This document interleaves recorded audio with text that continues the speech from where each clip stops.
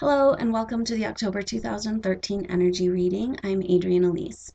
At the beginning of the month in October, we have a new moon, and this is in Libra, and it's coming into this grand cardinal cross with our big squaring planets, Pluto and Uranus, and the 2012 astrology. And we talked about them having 7 exact squares through over this 3-year period. So at the end of October, we're coming into another exact square and we're really feeling it. We're already really there.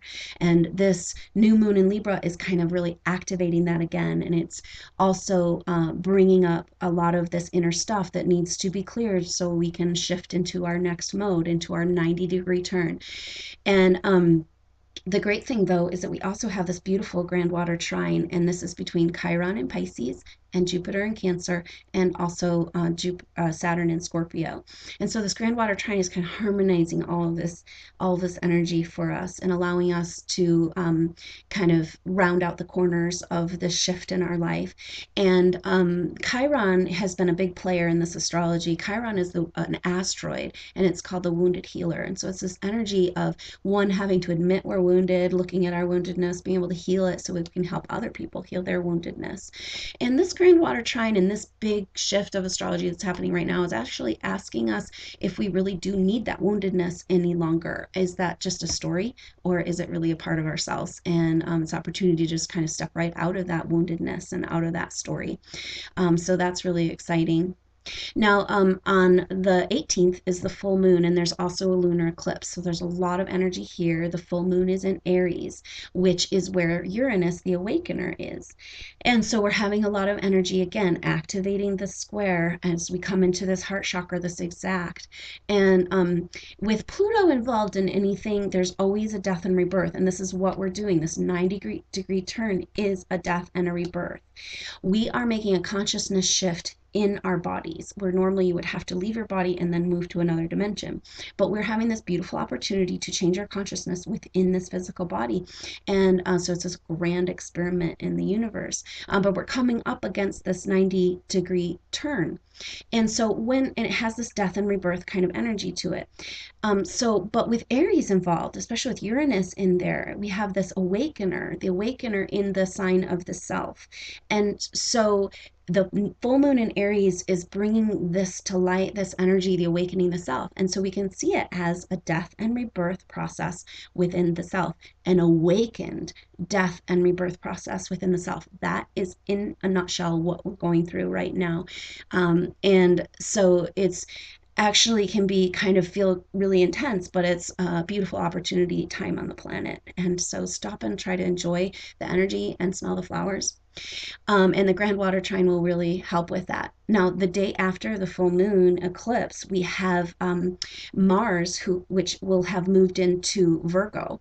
And so the fighter planet in the detail-oriented sign. And so we're going to kind of have some fire and some fight for kind of the practical details of our dreams, because it's going opposite to Neptune, our dreamer planet, in Pisces, at home in Pisces. So it's a pretty strong energy there for really being able to kind of move through and put some oomph into some practical action towards our dreams and visions. All of this inner work that we've been doing, kind of being able to really move forward. And so just go ahead and run with that energy. This whole month we're going to be feeling that, but try to get a to-do list. Maybe have a couple things you'd really like to accomplish before the 21st, where Mercury goes retrograde, because then we're going to kind of need to, when Mercury's retrograde, it's really good to just take extra time, especially since this one's in Scorpio. It's an intensity, it's kind of going deeper in our communication, our thoughts, a time to reflect. And it's just really good during that Mercury retrograde time to not have huge goals, not push too hard, allow extra time for communication, travel, and technology type of situations. And so because this Mercury is in Scorpio, it's just bringing us into the depths, our communication, our thoughts into the depths of ourselves. So this happening in the eclipse cycle, because we have a new moon on the 10th, or in November, and the Mercury goes direct on the 10th, but that's right after a new moon eclipse that we have, solar eclipse, next month in November. So this Mercury retrograde happening in Scorpio at the same time as the eclipse cycle is going to bring some stuff to the surface, because eclipse cycles are about what needs to be revealed, and that's globally, politically, and also in ourself. And so, with this deeper thought, the communication, realizations coming to mind, this Mercury retrograde has been a really great time to kind of step back and really reevaluate, understand, seek guidance.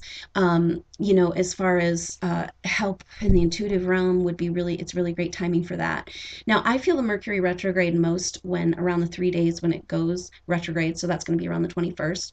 And then when it shifts into direct, and that's on the 10th of November. And so those periods of time are where you're really going to feel it, but also it's a really great time to pay attention to these messages, to really be ready to receive this revealing, this eclipse cycle, this Mercury retrograde in Scorpio. It's a mystery. What is going to be revealed in your life? It's pretty exciting. And again, just drawing on that grand water trine, accepting that it's time to perhaps move out of this woundedness, because what's going on here in this 90-degree turn is that we talked about the 90-degree turn being a shift in consciousness, that in the levels of the pyramid, you represent shifts in levels of consciousness. And so you go from one, and then this is the other. It's a 90-degree turn. It's an absolute shift of direction. So this is what's happening in our lives. So this is kind of the energy of moving along through this hallway, and then all of a sudden you're at the end and there's nowhere to go.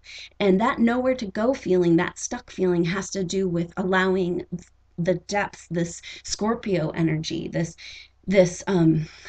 Pluto energy to reveal, bring to the surface the inner subconscious parts of ourselves that we can't take with us to the next level. They gotta go, people.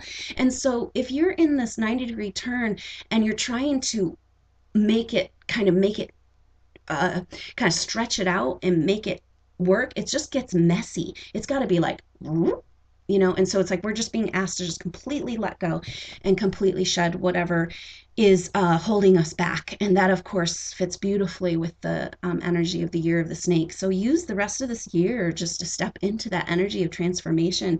You can change your life completely in a new direction. The energy is completely there for it. And so, and even if you're not planning to do it, it's pretty much happening to us. So at the end of that corner, we can shed our stuff and we can turn and we can move into the new direction. And this new direction is going back to that chiron principle. Do we need this pain anymore? Do we need this lack, poverty, struggle, sacrifice, this way that we've been doing things as humans? Is it serving us any longer? And so that's really beautiful. It's kind of like reminds me of, I really love as a homeopath when I go back over symptoms with people, and it from the very beginning when they came to see me, and we'll go back over those symptoms and I'll say their very words back to them, and they say that they don't remember feeling that way. And so just imagine moving so far out of fear and poverty and lack and struggle and pain into a place where you don't even remember that story. It's just a story we bought into. It's from the religious influences, the reptilian influences on the planet that wanted to teach us this is a finite world and there's not enough, and that we have to go through them to get to God. And it's just no longer true, because we're particles of God and we can access this creation energy and right now change our world, And so it's kind of saying to us, being like, war and pain and poverty and struggle, no longer true in my world. No longer true.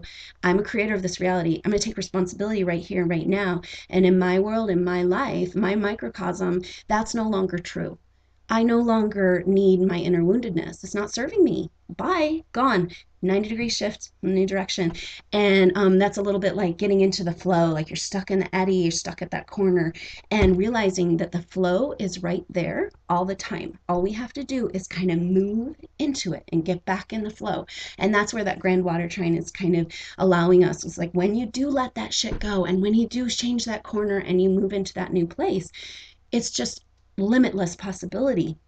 And all of the hard work that you've gone through is so worth it. And it's worth it to the point that you realize that you don't even need the hardness anymore, that we can learn without pain and struggle and sacrifice, and move into our new reality and start seeing how we have chosen for many thousands of years, thousands of lifetimes, we've been planning this shift, this beautiful experience, and kind of moving into our destiny and our role in that, and recognizing that when we do get out of our limited finite view of things, that there's not enough. And we move into the truth of our universe, that it's infinite and there's always more. Kind of seeing that with these big projects, this big shift in consciousness, what you're called to do. Why would you have planned so long to make this happen right now and not have the resources to do it? And so, what we're doing, part of the shift right now, is recognizing that we can draw on this infinite source. As soon as we know it's true, we have the particle of God inside of us, and we are God, and God is inside of us, and we are inside of God. We can draw on that power, that creation energy, and just recognize that the universe, Mother Earth, Gaia, wants to support us in everything that we're here to do. And if the support isn't there, if what your dream and what you think you're supposed to be doing is about struggle and sacrifice and never enough money, maybe it's not exactly the right thing. Maybe there's a higher purpose for you. And so that's part of these 90-degree turns that we're in. And so just allow yourself to just move over into the flow and let the beautiful water trine energy carry you through this 90-degree turn. And best of luck to you. I love you. Namaste.